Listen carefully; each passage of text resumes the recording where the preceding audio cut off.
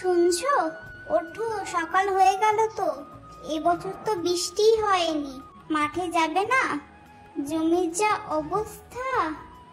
যাও দেখো, কিছু করতে পারো নাকি, কোনো উপায় বেরোই নাকি দেখো। গো, আজ মাটিটা একটু শক্ত হবে, তাই একটু আঁকাই যেতে হবে।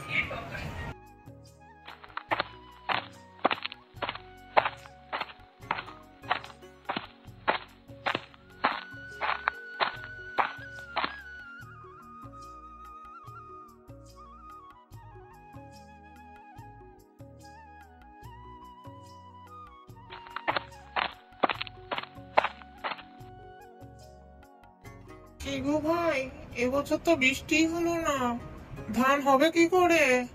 আমরা তো শেষ হয়ে যাব তাহলে। নগেন ভাই, পলাশ ভাই, শোনো তোমরা, আমি একটা কথা বলি। পাশের পুকুর থেকে যদি জলসেচ করে জমিতে দিই তাহলে কিছুটা তো বাঁচানো যাবে। কি বলো তোমরা সবাই? হ্যাঁ হ্যাঁ শিবু ভাই, তুমি ভালোই বুদ্ধি দিয়েছো। তাহলে আজ দিয়ে কাজ শুরু করে দিই, কি বলো নগেনদা? হ্যাঁ হ্যাঁ, ঠিক আছে নগেন, তুমি বাড়ি যাওয়ার পথে তাহলে জমিদার বাবুর সাথে একবার দেখা করে যেও, যদি কোনো সাহায্য পাওয়া যায় ওনার থেকে।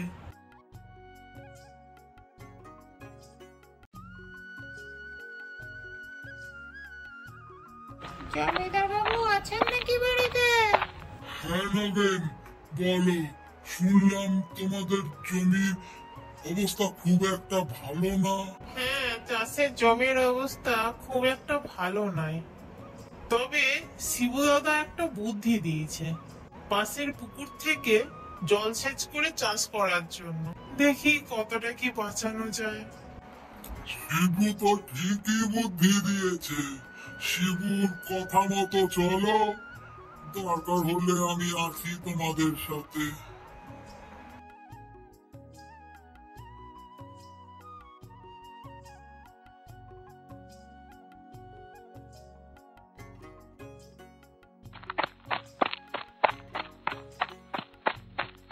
শিবু নাগে না, পলাশ তো রয়েছে।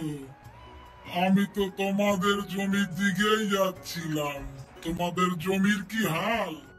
শিবু দাদা না থাকলে এ ফসল কোনোদিনও হতো না। ওর পরিশ্রমে গ্রাম বাঁচলো আজ। আরে না না, তোমরা সবাই ছিলে বলেই সম্ভব হয়েছে, আমার একার পক্ষে এতটা সম্ভব ছিল না। বাবা বাবা, বেশ ভালোই খবর শোনালে। শিবুর জীবন প্রমাণ করে ইচ্ছে শক্তি আর পরিশ্রম থাকলে কোনো বাধাই বড় নয়।